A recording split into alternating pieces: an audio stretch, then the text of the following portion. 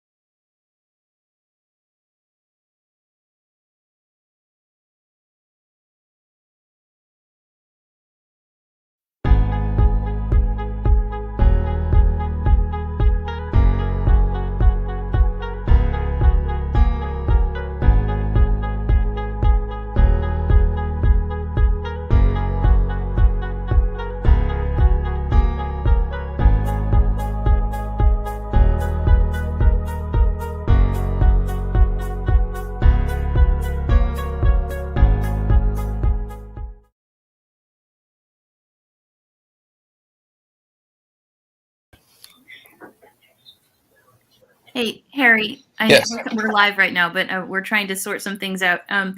So can you, I don't have Joel's phone number and he hasn't called me. Can you, He said he tried calling you and it said you weren't taking calls.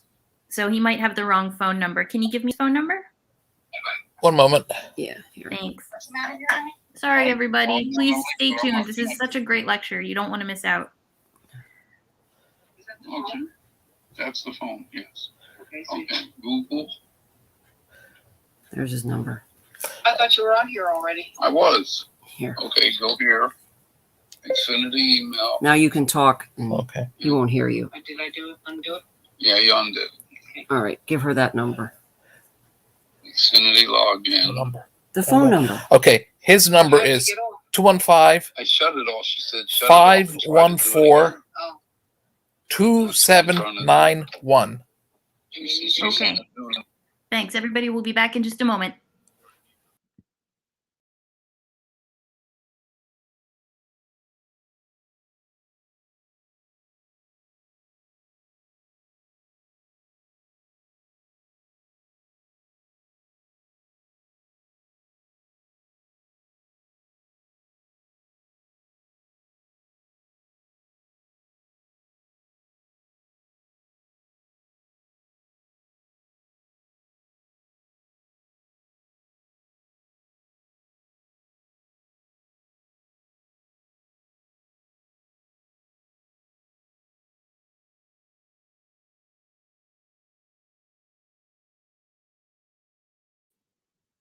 Okay, we are back in business. Everyone, thank you so much for sitting tight. We have Joel Spivak here and Harry Kyriakodis to present their lecture on underground Philadelphia. This is going to be such a great one. Like I said, we've got 80 images plus to go through, and I think they're all fantastic. So here I'm going to I'm going to add both of them to the stream. We'll introduce both of them. Here we have Joel Spivak with us. Hi, Joel. How you doing? And here we've got Harry with us too. Hi. All right, so I'm going to turn it over to you guys. And Joel, you'll just tell me when you want to start the images. Okay, welcome everybody. It's a pleasure to be back at the Historical Society of Frankfurt again. I've been here a number of times, and I enjoy the Zoom links as well, because since I can't drive at night, it makes it easier. So I'm ready to begin. You have the pictures, right, Vanessa? Hello? Underground Philadelphia, there it is. Now she changes the picture, right? Yes, I do. So you can Okay. just give me cues when you want me to go through the next picture, okay? Okay, ready for the first picture? There's our book cover, Underground Philadelphia. The publishers always pick the pictures that they think will attract the most of the audience, and they pick these two pictures, which is fine with us. The upper picture is some newsboys selling newspapers in the 8th Street, Market Street subway. One of the things was there was a big kind of investigation into child abuse in using kids as labor, and this is one of the photographs. When I saw it, I recognized the railing, which we will see, which was installed in a lot of different subway stations. The lower picture is one of the major underground systems in Philadelphia, which are very, very complicated. We'll get to see a bunch of pictures of those, and we'll talk about those. Next, please. This is the back cover. Harry and I both like this picture. As adventurers, when we were kids, we would go play around our neighborhood like a lot of people, and we would just walk around and look for interesting things to do. And I'm sure if we came upon this tunnel, we would have gone through it. We used to refer to these as, these are what we used to call safe tunnels. You could actually see where you're going to come out.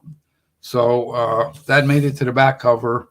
And I heard that it's actually still there, and it still looks like this.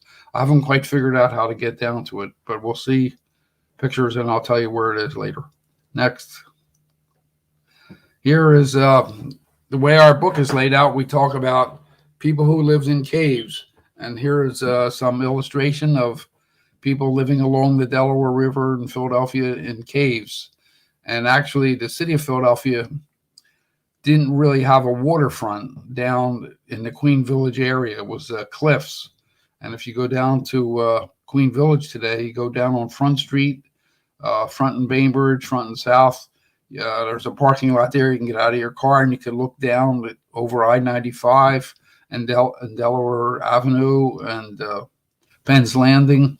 And that's all landfill. They created that sometime in the early 19th century so they would actually have a port. And this is one of the illustrations about people living in caves. And one of the rumors that I heard when I was doing some Queen Village history was pirates would sail up the Delaware River when being pursued by the British Navy, and they would hide their treasures in these caves along the cliffs along the Delaware River. Next, please. Okay, this is from Alan Levine's lecture. He gave this lecture called From Streams to Sewers. This is what they did in the city of Philadelphia. They enclosed all of the open streams, and they leveled off the city of Philadelphia. Now, I never knew that they did a lot of landscaping in Philadelphia. I knew they did it in New York to level out the real estate to make it more valuable. But in Philadelphia, they graded it and made the water all pitch downhill, so it all drains out into the Delaware River. And this is an example of what they did. They did this to every stream throughout what was called Penns County. They just built right over them. Next, please. And here is the Dock Street sewer system. Shows you the actual construction. And it shows you the little map on the upper right-hand corner is the map of Dock Street. Now, Dock Street is named Dock Street because it actually was a small stream coming off the Delaware River, and it had docks along it, and that's why it's called Dock Street. And this is a diagram probably from the water department of how they enclosed that particular creek. Next. Okay, here's how the water gets into the sewer system. There's hundreds of different kinds of these sewer vents. They're all over Philadelphia. This is one of the oldest ones I could find. Most of them were manufactured in the city of Philadelphia in one of the many different ironworks. And on some of them, you could actually read the names. Next, please. And here is a bigger one, and it's got the name of the company across the top. These are pretty good. They drain the water off the street very quickly. A lot of people who ride bicycles with thin tires don't really like these things. People have gotten stuck in them. Next, please.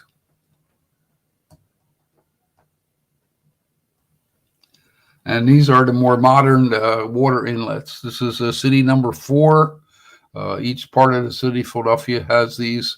And of course, all of us who grew up in Philadelphia playing ball in the street, you know what happens with these kind of sewer inlets. The ball goes down in the sewer, and then they look for the skinniest kid on the block. And I was the skinniest kid on the block, but I would like run away.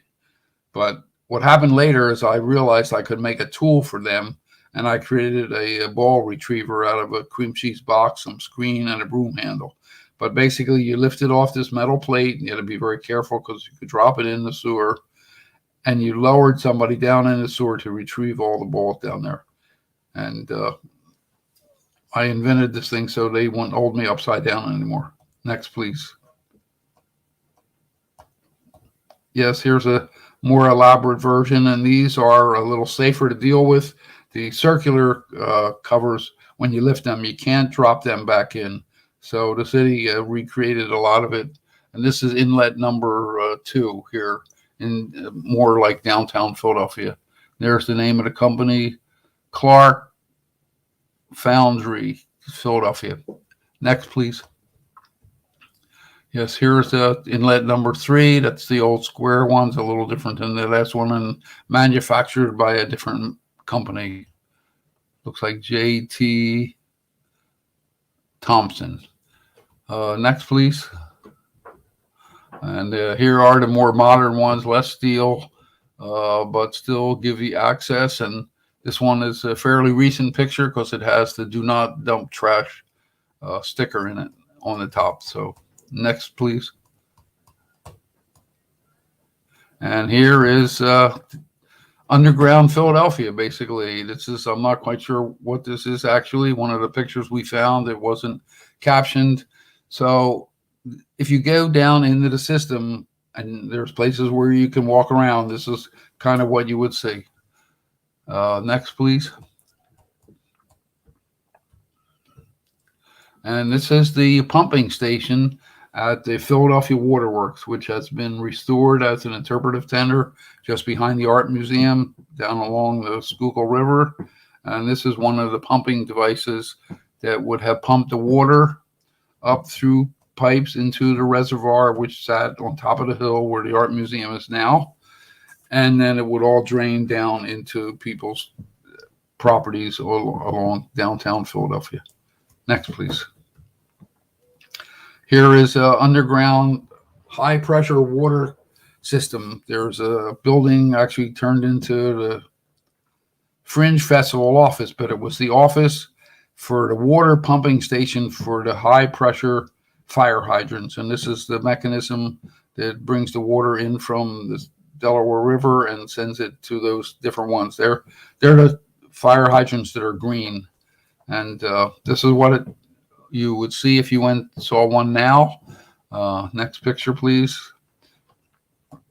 And here it is originally being installed sometime in the early 20th century. This is probably Front Street right before they built the Delaware River Bridge.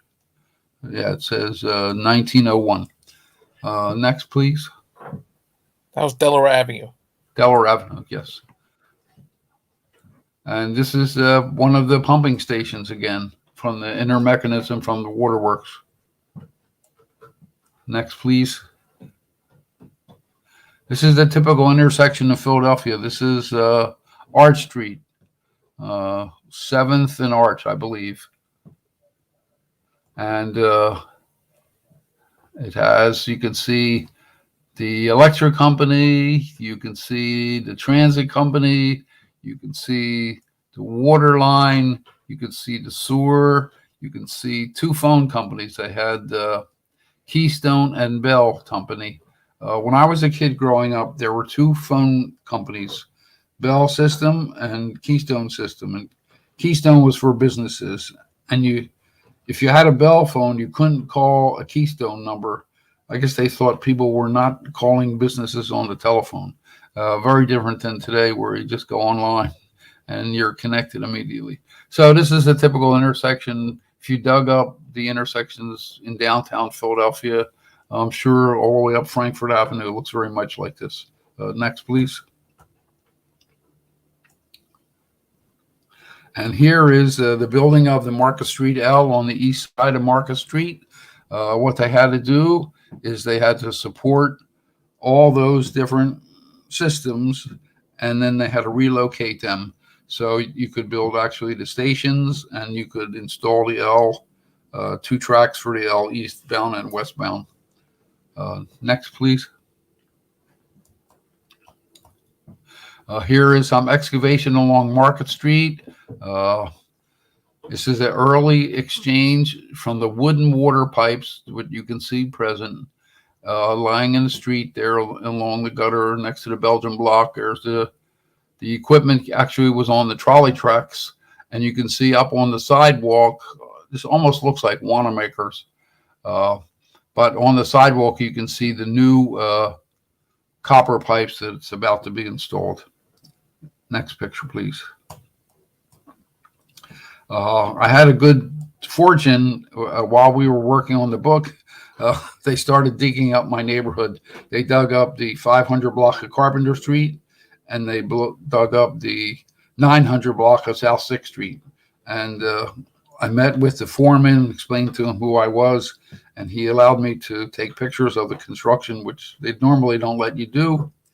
He said that we only have 2 rules. You can't show the people working their faces, they can't be identified, and you can't photograph any of the equipment that has the company information. So here is Fairhill and Carpenter Street being excavated for a new gas line. Next, please. And here he is hooking up the new pipes that will go down the middle of the street and go into every building. And you can also see in the upper left-hand corner is one of those early Philadelphia sewer entrances. Of course, Queen Village is one of the oldest neighborhoods in the city of Philadelphia. Next, please. And here is another connection of new and old pipes, a really nice assortment of things.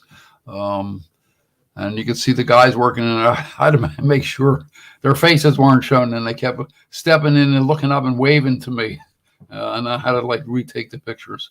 So here it is, and here's the mechanism for shutting off whatever they were doing and connecting up the new things. And you can see really interesting hardware. I don't know if you guys can see my arrow pointing to it, but the connections of the pipes today are really fantastic.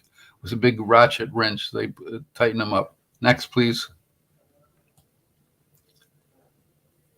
Yeah, here's a new pipe and an old pipe, kind of intersecting.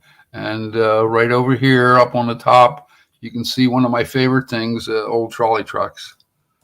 Next, please.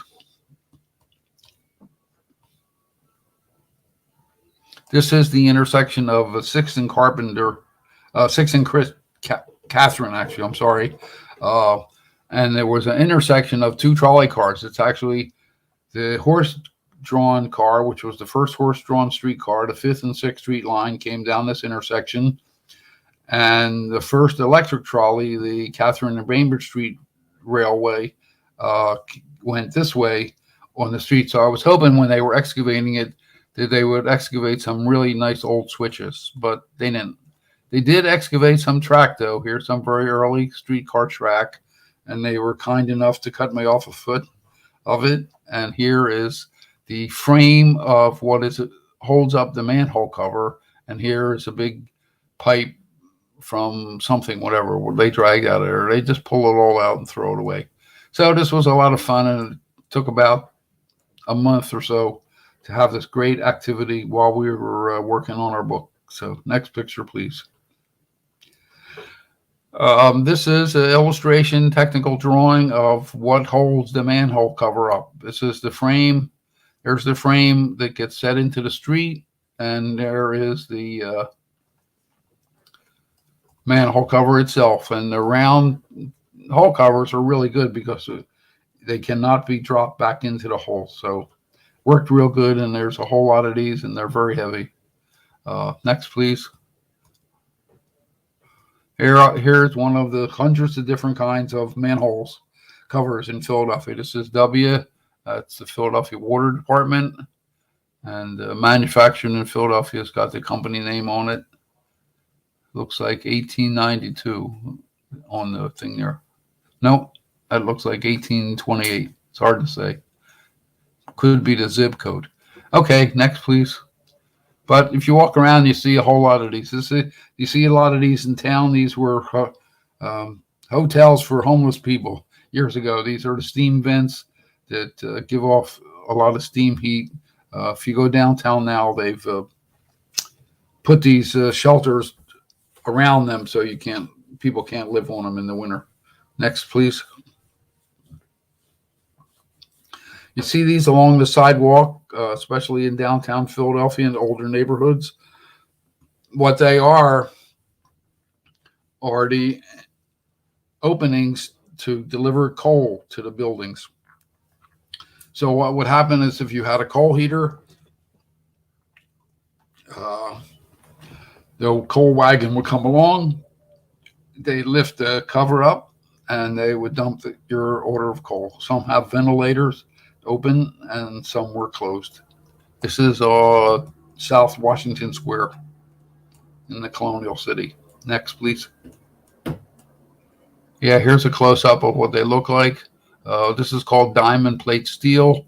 It's a texture that they make, so when you're actually walking on the metal, it's not slippery. Next, please. And here's a vented one, which would allow light and air into the coal bin. Next, please. This is another manhole cover. It's very interesting. I never saw one like this. It was on a sidewalk, and it had a handle.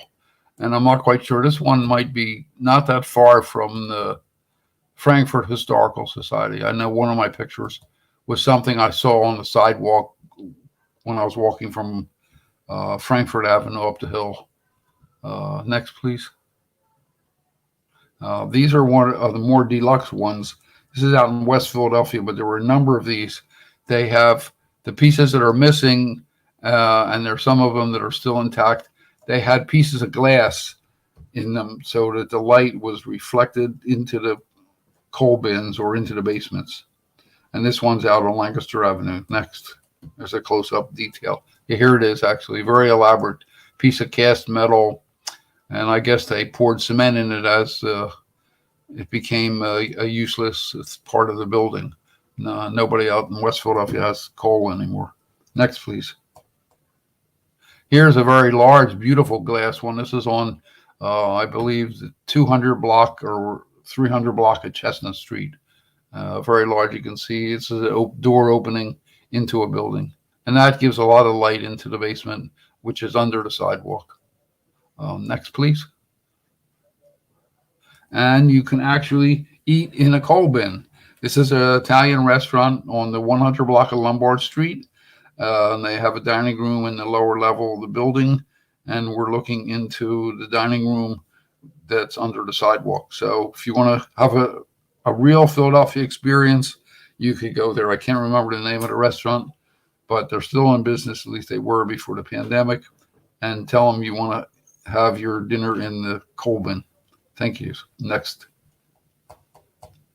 And here's one from the transit company. You can see here's trolley tracks, and this is PT Company. And what that is, that's Philadelphia Traction Company. They were one of the early streetcar companies. And when they electrified the streetcar, there's a grounding return cable that goes underground, running parallel to the streetcar tracks. And this one is one of the remaining PT companies. Most of the ones you see today would say PRT or PTC. The more modern ones that have been replaced would say SEPTA. And there's some very old ones. If you go out on Lansdowne Avenue, thinking, I don't know, maybe 59th Street or something. There's a Chinese restaurant. And right in front of the Chinese restaurant is the only manhole cover that hasn't been like worn away by cars. And it has Hestonville, Mantua, and Fairmount initials on it. Next, please. This is my backyard, and this unusual pipe is a wooden pipe that I discovered many years ago. I was driving up 6th Street, and I saw a pile of these pipes, and I pulled over, and I got out, and I asked the guys who were working, I said, where'd you get those? They said, well, we pulled them up out of the street. I thought they were water pipes. I looked down in the holes they were working on, and there was no identification of any of these things. So I don't know actually how deep they were in the street. So I promised I would give them to the water department to put them in their museum. And a number of years went by, and I kept, talking to the water department. And finally one day the guy says, okay, yeah, bring them over. So I took them over, put them in my car, went over, dropped them off. They really liked them. They unloaded them. They were going, oh, well, they're smaller than we thought they were going to be. And later that day, I get a phone call, and the guy goes, oh, no, these can't be water pipes. They have creosote in them. They were examining the wood. So I said, oh, well, if they're not water pipes, what are you going to do? So he said, well, we're going to probably dump them. And I said, oh, okay. And then he said, oh, by the way, I was looking on the internet earlier today about what these possibly could be. And I see that they are the earliest underground electrical conduits from the streetcar. So this is from about 1895, from the trolley car that came up Passyunk Avenue. And I said, if they're from the trolley car, I'm going to come back over, and I want them back. So I took them home, and I have them in my house. Next, please. This is the cable car company. Philadelphia had cable cars as one of their early experiments to compete with the horse car line. That didn't work very well, but the cable car powerhouse was on the 800 block of Sampson Street, and one cable car ran up 7th Street to what was Columbia Avenue, now Cecil B. Moore Avenue. It made a left, and it went out to 33rd Street to Fairmount Park, turned around and came back down Cecil B. Moore Avenue, and came down 8th Street back into the car barn where they stored the cable cars. They also tried cable cars on Market Street and a few other places in Philadelphia, but it didn't work very well, probably because of the winters we have with snow and things. But there's a little illustration in the lower left corner, shows you the cable car on one of the bigger streets. That's either Market Street or Cecil B. Moore Avenue. Next, please. Another chapter in our book is about railroads, and plenty of them go underground everywhere. This is the famous Broad Street Station, located across from City Hall. That would be, I guess, Pennsylvania Avenue, now JFK Boulevard on the right. In front of the building was the loop around City Hall. The streetcar tracks are there. In this building, the big train shed, the railroad coming from the south and the north into Philadelphia came over the Schuylkill River, came down what was called the Chinese Wall, and came into a big terminal at the City Hall. Next, please. This is the second Broad Street Station building, very elaborate with sculptures designed by the famous architect Frank Furness. This building was torn down in 1953. It has a lot of sculpture along in the front of the building and inside the building.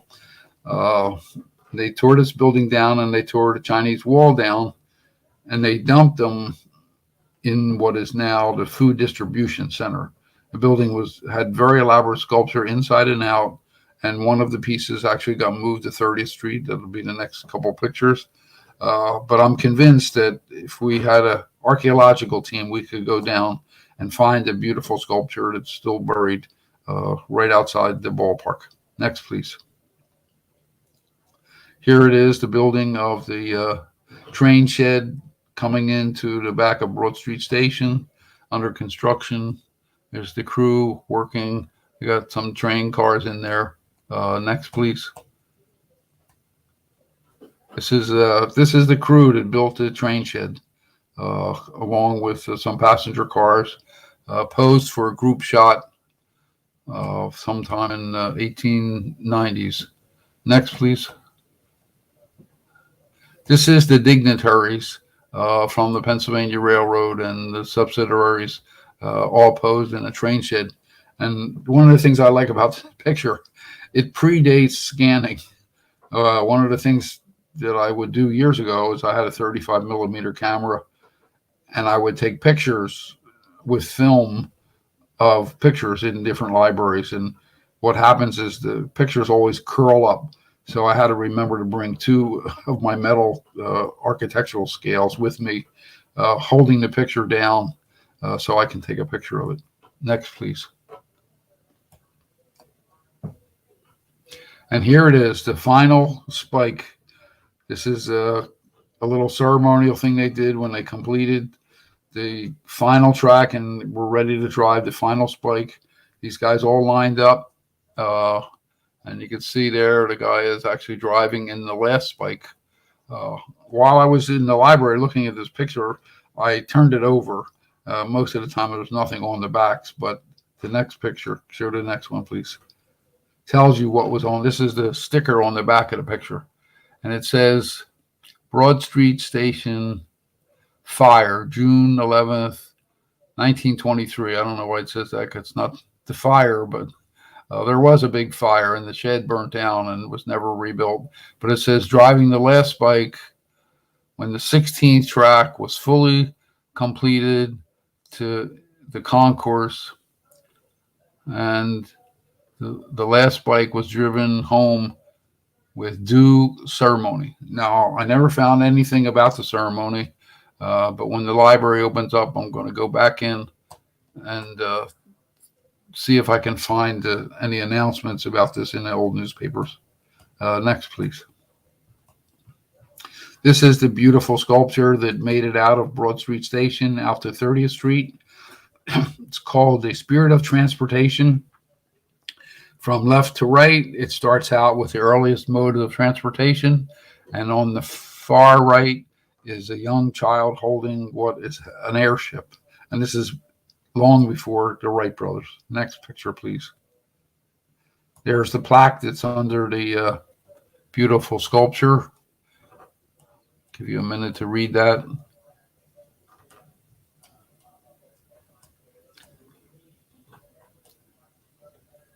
Yeah, it says, child carrying a model of an airship. That's what they call. They weren't airplanes at that time. Is that enough time, you think? Yeah, that's a good change. And there's the detail right here. You can see in the lower right-hand corner, the young child is holding the airship. And there's all the in-between transit. Horse-drawn vehicles is the most prominent and all. Walking was the way people got around back in the old days. Okay, next, please. And here is a detail of the actual thing. I don't know whose picture this is. This happened to be on the internet. I don't even know how he did it, but it's really a beautiful picture of the detail there. Thanks. Next picture. This is the Pennsylvania Avenue subway, now being transformed into what they call the rail park. This is the corner of just above Vine Street. And this is what the railroad looked like when they put it below grade. The street in the front, the lower part of the picture, is Broad Street, and all those tracks cross Broad Street. And it was a real traffic nightmare for people. The activity on Broad Street, people trying to get up and down Broad Street, trains coming back and forth, was a real problem. And in the city of Philadelphia, they had a mandate by about 1928 to remove as many grade crossings as they could. And that's why when you drive around Philadelphia, you go under, the street drops down and you go under, or you go up and over. So the next picture, please. And here is the Pennsylvania Avenue subway under construction. Very primitive equipment. That's a steam pile driver, and the guys are standing watching. And I'm sure they had to move all of the water and electric and gas lines that crossed over that system. Next, please. Yes, here it is. And they started laying the tracks back in so they could keep the railroad moving.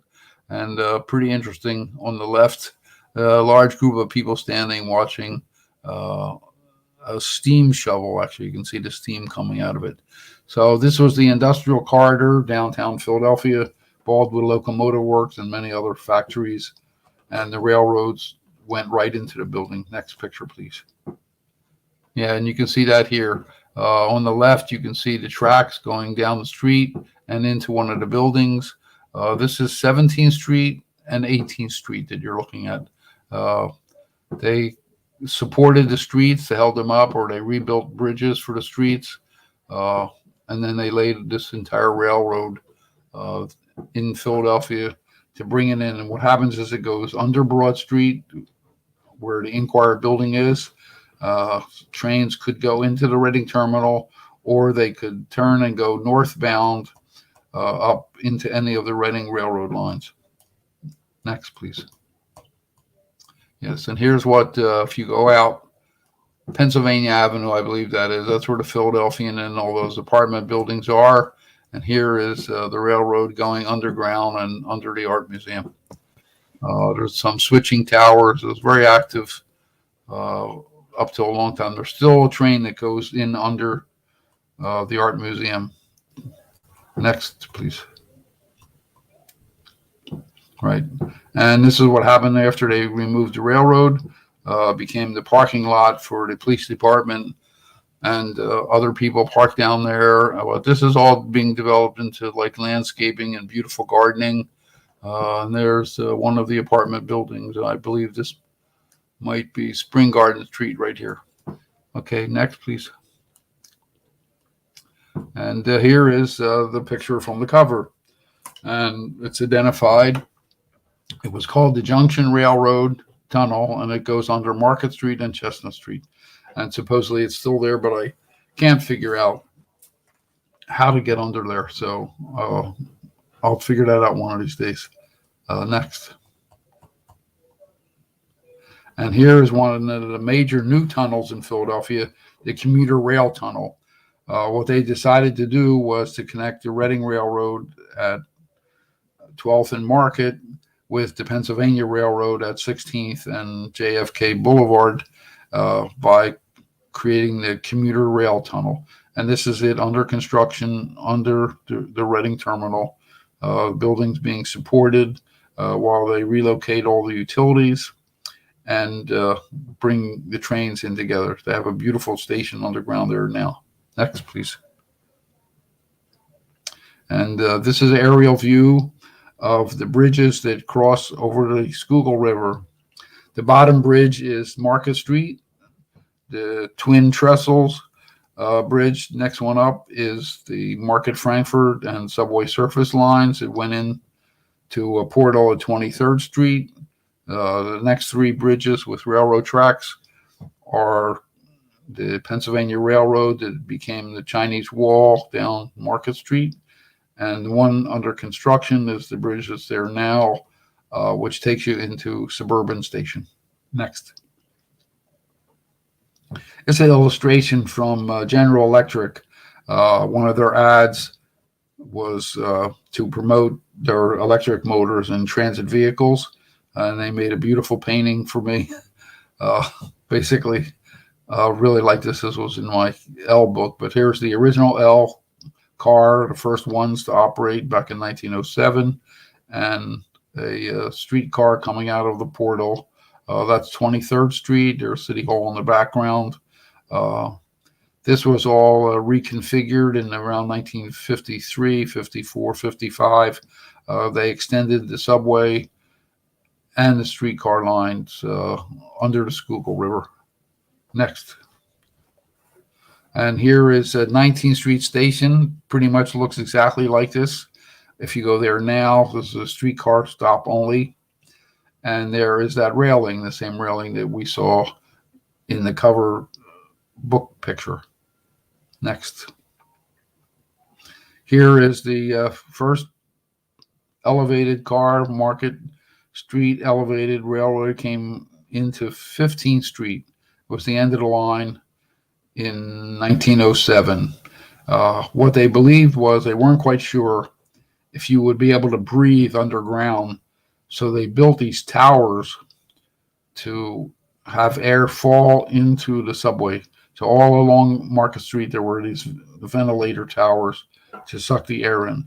But by 1908, they extended it around City Hall, all the way down to 2nd Street portal where it came up, and then made a big U-turn and ended up as an elevator railroad, took you to the ferry on Delaware Avenue. Next.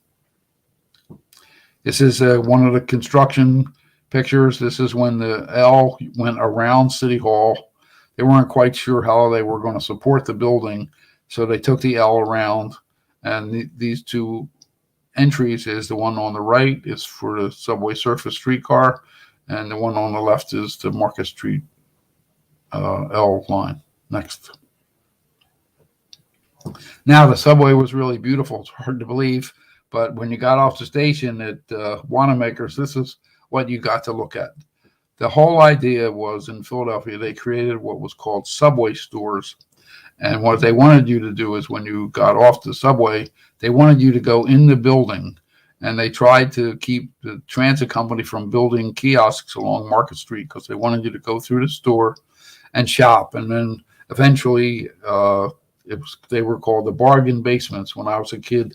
And people would go home from work, they would go downstairs and they would go through the basement, and then there would be like a big sale or whatever they were trying to get rid of.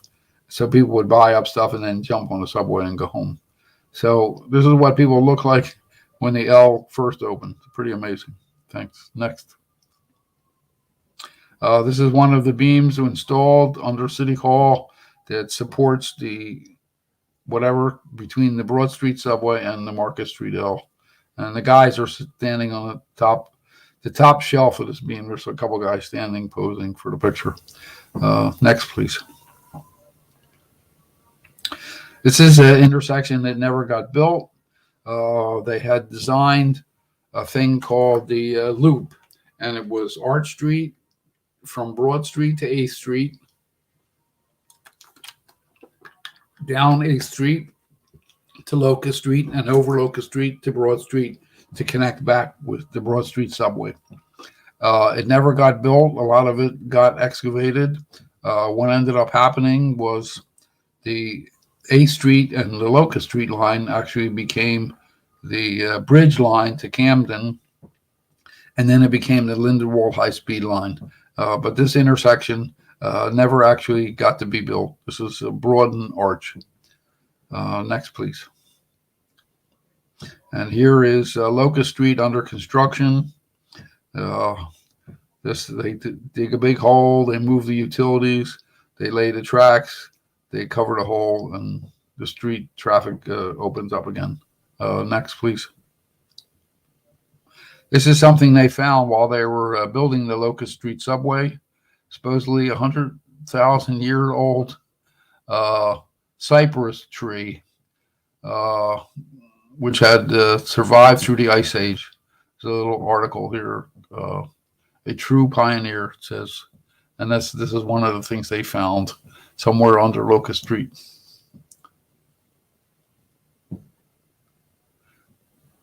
Yeah, Philadelphia, a land of swamps. It actually was South Street, which was the border of the city of Philadelphia for William Penn, was called Cedar Street, and it actually had a cedar swamp back when William Penn first laid out the city of Philadelphia. Next, please. This is a souvenir you got if you went to the opening of the 8th Street station. They had a giant banquet with all kinds of things they ate, and they smoked hundreds of cigars and all kinds of stuff, calling it the greatest subway station in the world, which is pretty interesting to think about if you go there now. But it actually, in the 1920s, and not through the Depression, but in the 40s, the corners of 8th and Market were the highest retail grossing intersection in the United States. It had Lip Brothers, Strawberry Clothier, and Gimbel's. And if you were fortunate enough on August 3rd, 1908, you got one of these cards. I got one much later. Thanks. Next. And this is an invitation from John Wanamaker. I guess he was still alive. August 3rd, 1908. This is you got a certificate with your name on it. You were invited to the big party that they had. If you ever saw my book, I self-published a book for the 100th anniversary of the Market Street L. As I say, one of my favorite toys to play on as a kid. But I self-published a book in 2007 to commemorate the amazing Market Street Ale, and it talks about the banquet, and it actually has how many tongues and pickles and beers they drank. They had a big festival underground. Next, please. This is one of the remaining early kiosks from the Broad Street subway. It has 3 brass lion heads along the top. So when it snows and the ice melts, there's these icicles that hang off the side of it. It's still there. It's still very beautiful. I believe it has some kind of Stark designation, but I'm not sure. There we are inside City Hall courtyard. And this is one of the many different kiosk entrances that they have along Market Street. Next. This is a more modern Art Deco one. This is at 5th and Market. It's a publicity shot from the PTC showing, people coming up out of the subway. It's very posed, and they're all very dressed. It's PTC employees showing off. And they had these kiosks all up and down Market Street, the different kinds.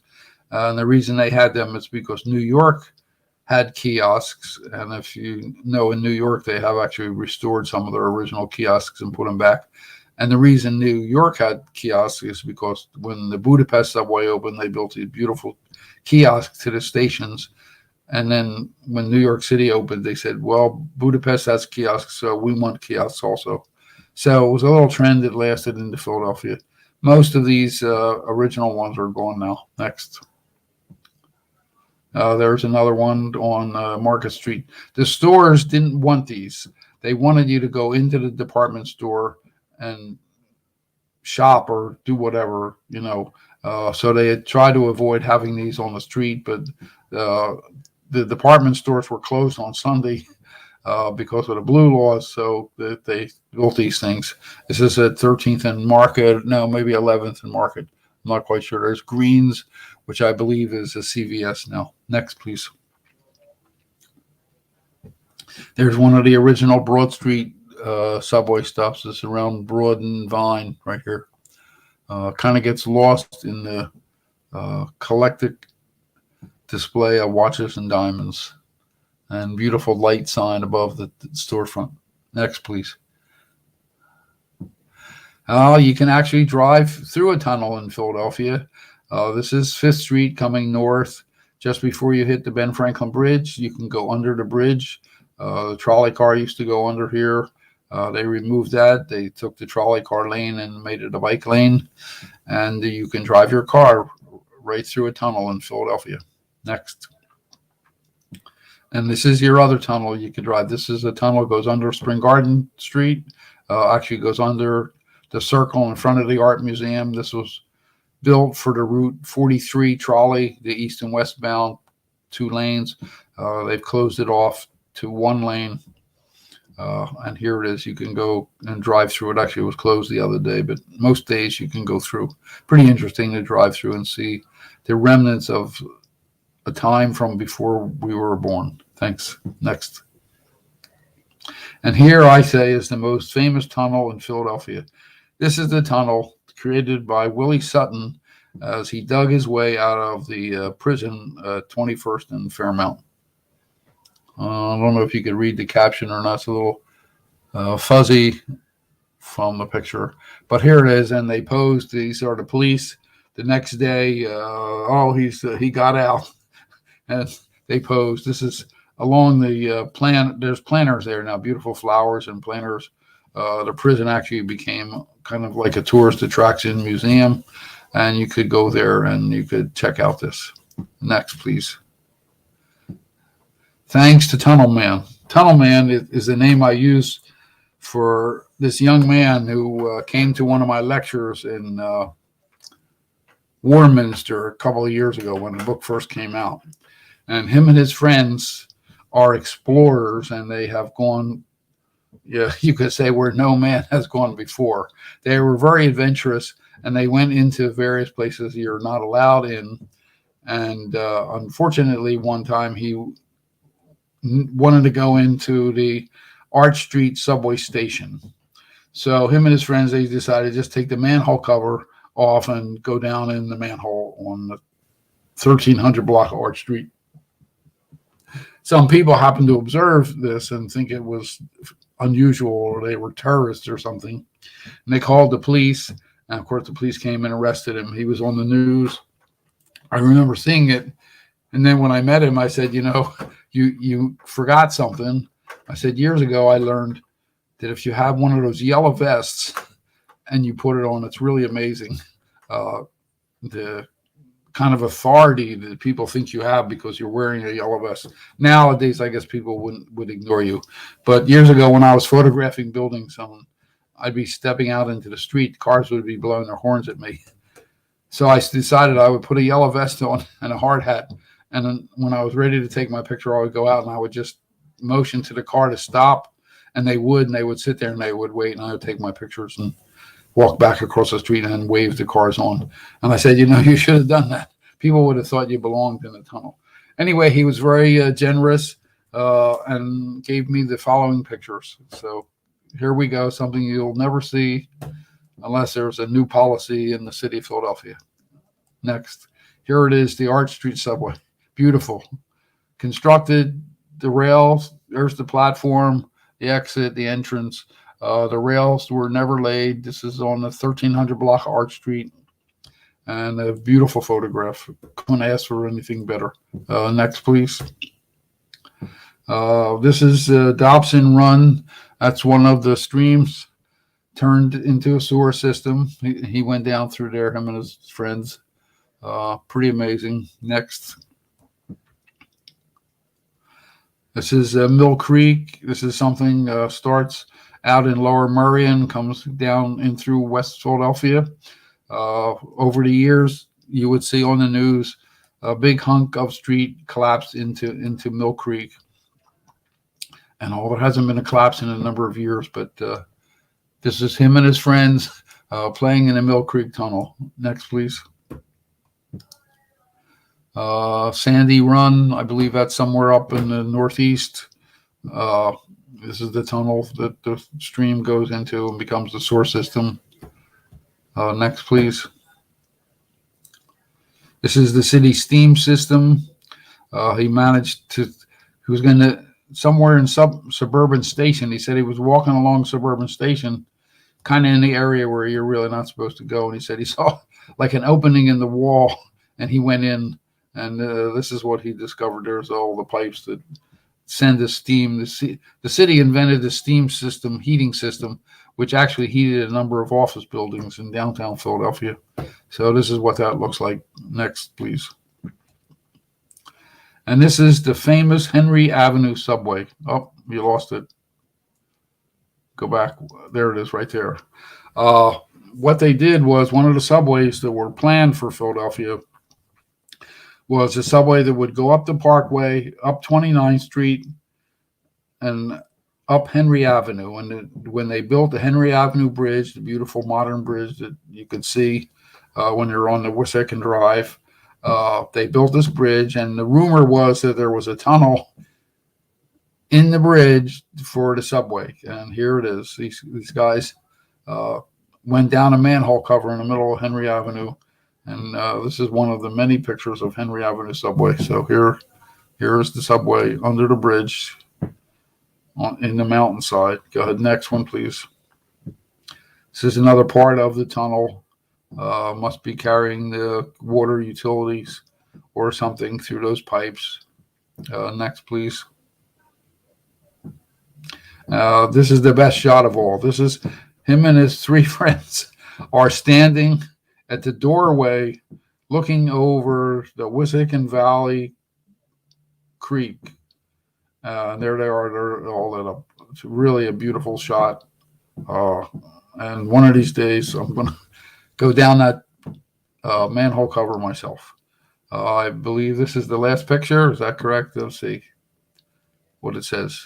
Yeah, to be continued. All my stories are to be continued because you can never actually research everything to the end. You just keep opening doors, finding more and more information. I remember when Harry and I were working on the book, it was endless, and we had enough for probably 3 or 4 books. So I don't know if we will or not, but we might. He's shaking his head. Yes, I see.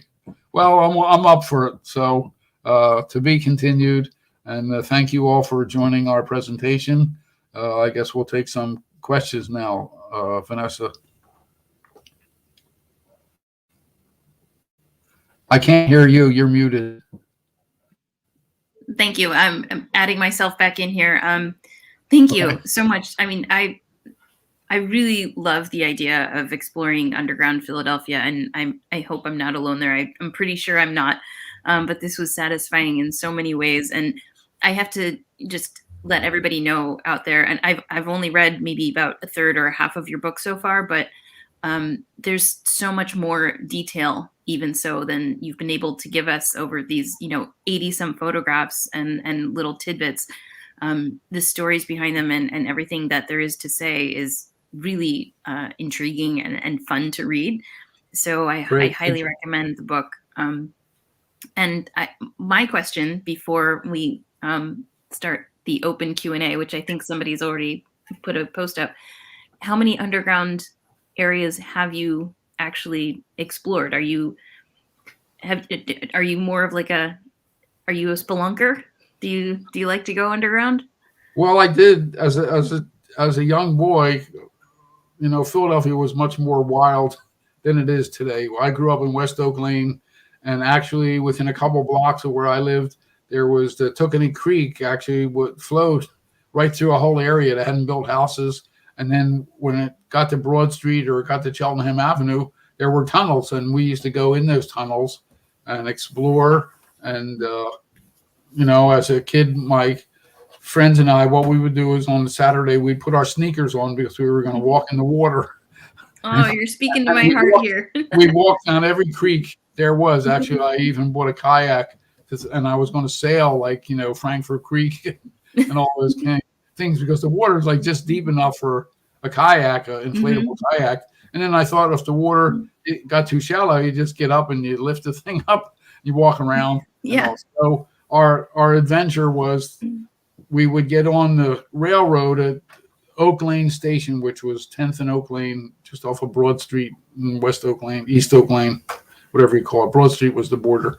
And we would walk along the railroad all the way into Jenkintown, which was took half the day.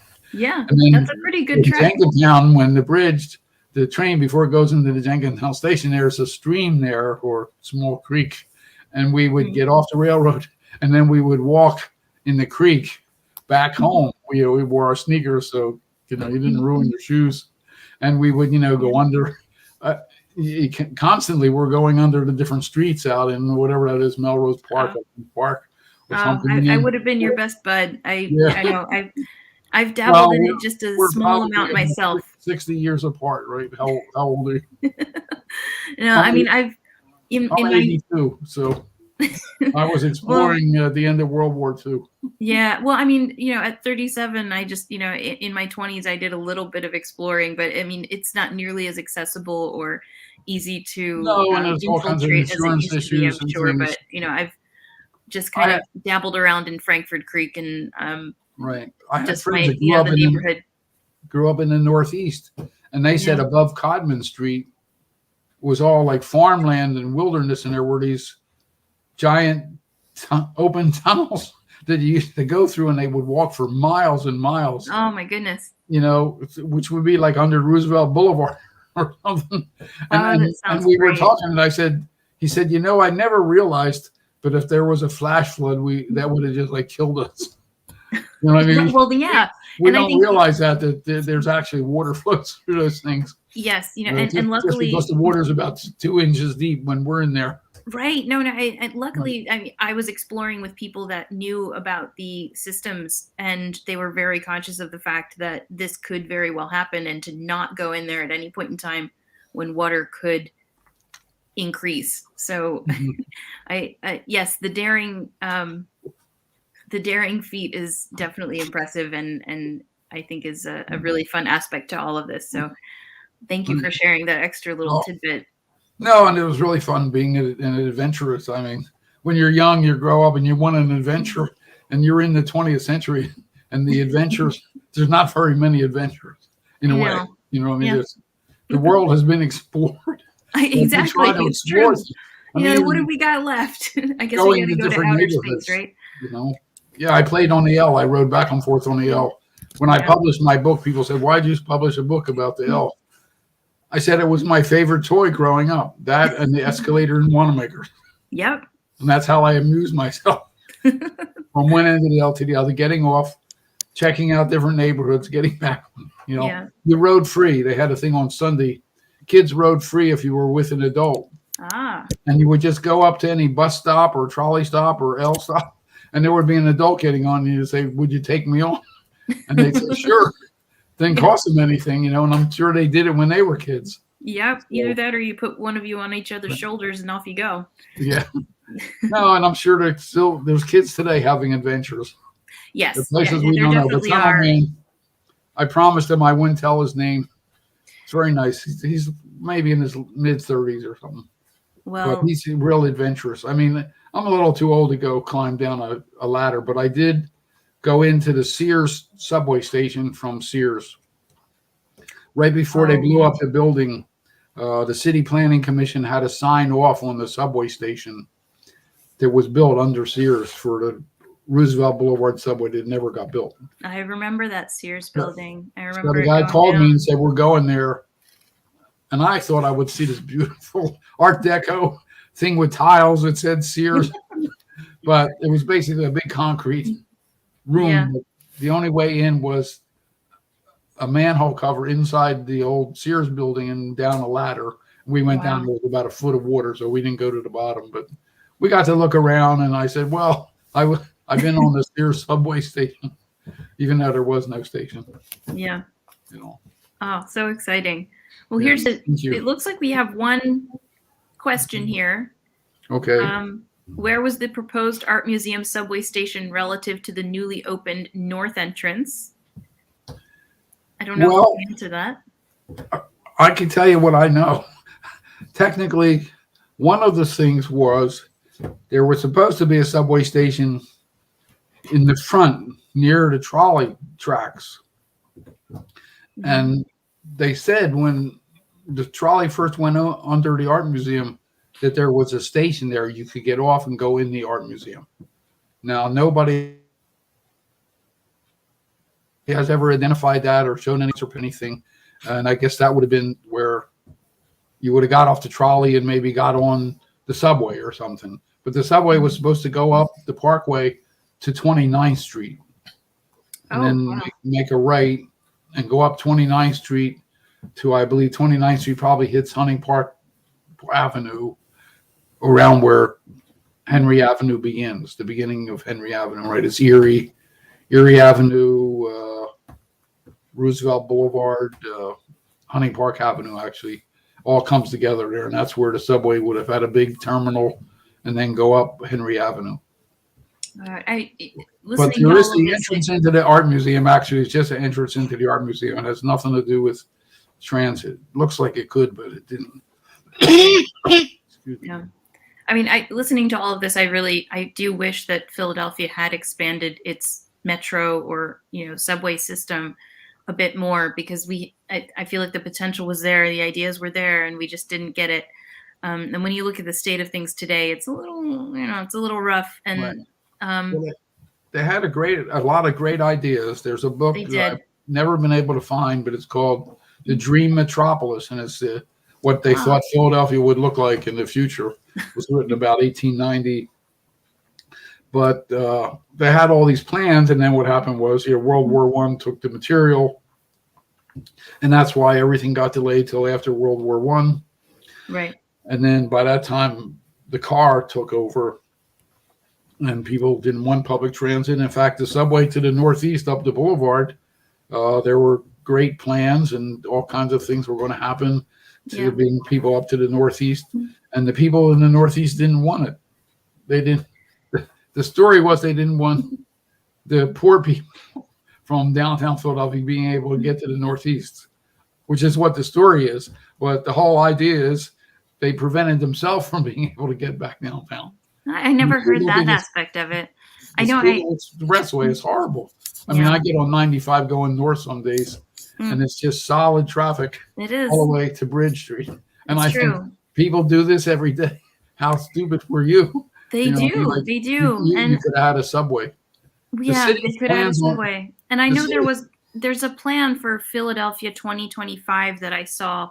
Who knows if it's actually still in the works, but I saw the little model of it at a presentation, I think at Globe Dye Works, and they wanted to build a connection between the Arrett Transportation Terminal, or Center rather, and the Broad Street line along Roosevelt Boulevard. So to go up Oxford Avenue and then continue along Roosevelt Boulevard until you get to Broad Street. And that would make a lot of sense, but who knows if it's actually still in the works or in any type of idea. But I feel like that would kind of honor some of the older ideas they had for definitely. the system. Well, it's funny, like today people look at stuff and they go, oh man, that'll cost a lot of money.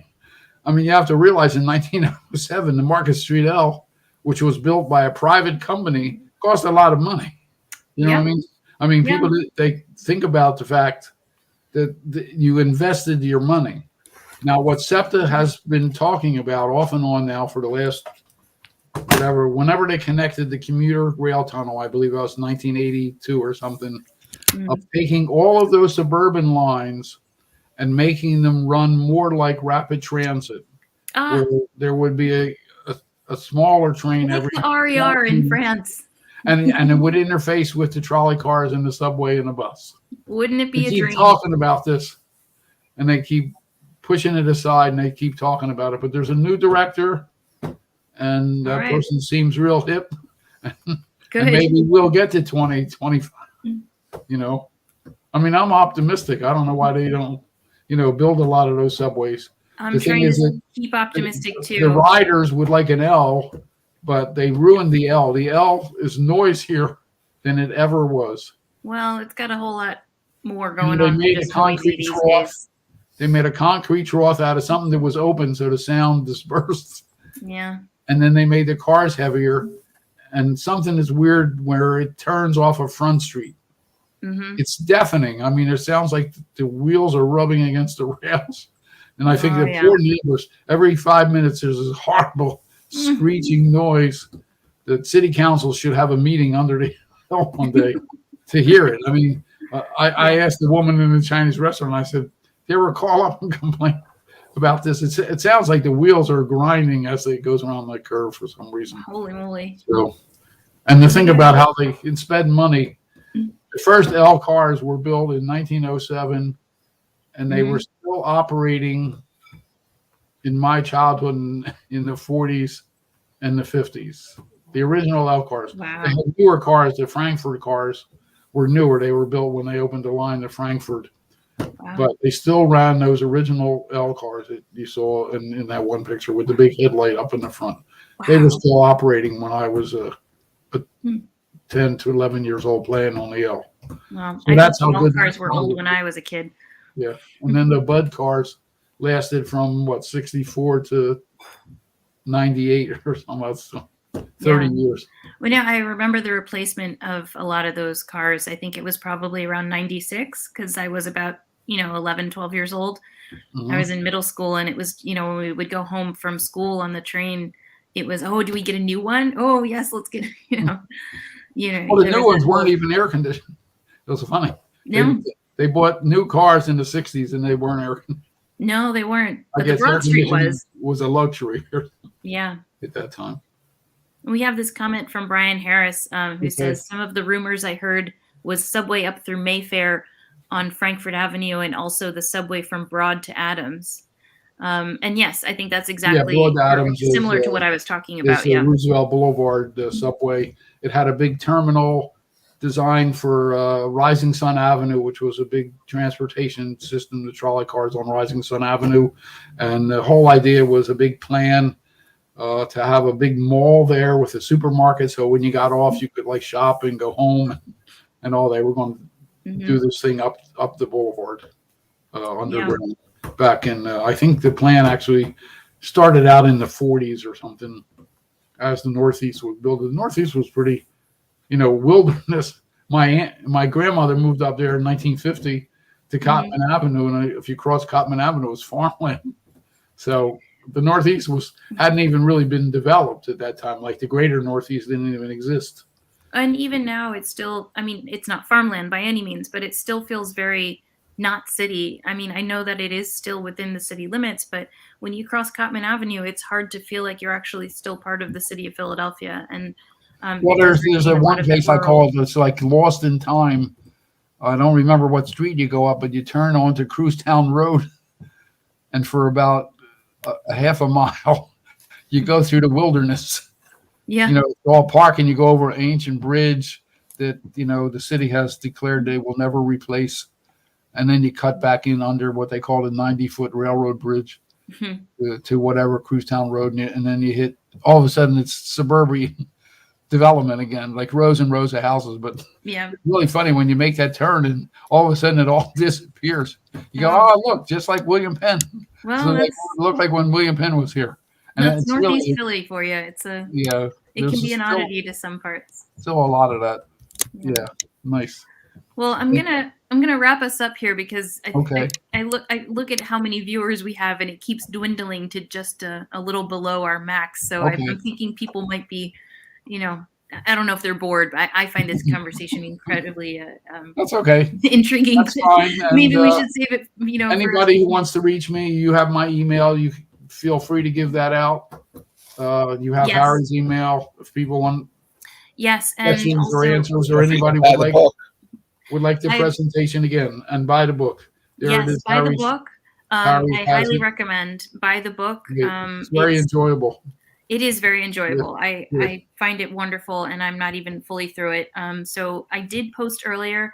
There's an email address that you can send your inquiry to and pay $25 for this book. $5 of that's for shipping. So, 25 includes the shipping, and just email, and I'll post that again so that it's at the bottom of the comments and everybody can see it. Okay. Yeah, if But you it's could really just well done. And keep that very on much the website appreciated. if you could. What's up? Keep the book on your website so people can find it down the road. Oh yeah, we can do If that you for could. sure. That'd be great. Thank you. Yeah. Nice meeting you. Nice meeting you, and thank you so much for joining us, Harry. Thank you so much. Thank you. Great. Joel, it was wonderful. See you now. Take good Bye. care, guys. Bye.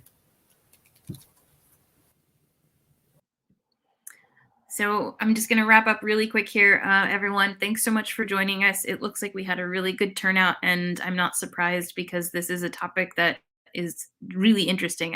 When you get to explore the roots and the guts of stuff, it's just a really cool thing. You can tell I'm pretty enthused, so it definitely speaks to me. And I hope others feel the same way. So you can buy the book. I'll post that info on the comments, and you'll also be able to see that through our website for sure at some point. And as for the Historical Society of Frankfurt, we've got one more lecture coming up in December. We have Brian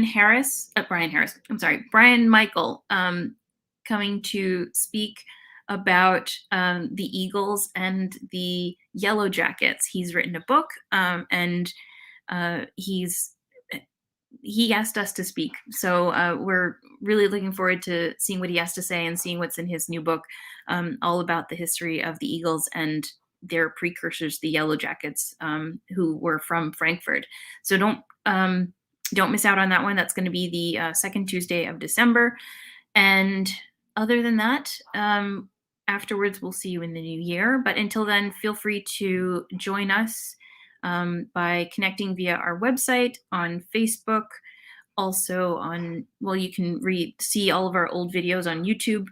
If you want to come and explore the Historical Society, we are open by appointment. If you want to volunteer, same. And volunteer is something we are definitely looking after. Please, if you're interested in the history or topics like this, just think how exciting it could be. If you're involved with the Historical Society of Frankfurt, you get to talk to awesome people like Joel and Harry that have done so much exploration in Philadelphia. And you can be a part of it. So come and join us, and we'll figure out what you'd like to do in terms of volunteer work. There's plenty of opportunities. So go to our website. It's www.thehistoricalsocietyofrankfurt.org. And then, of course, you can find us on Facebook or however you've been viewing the program here. So thanks so much, and have a wonderful evening. Until next time. Bye-bye.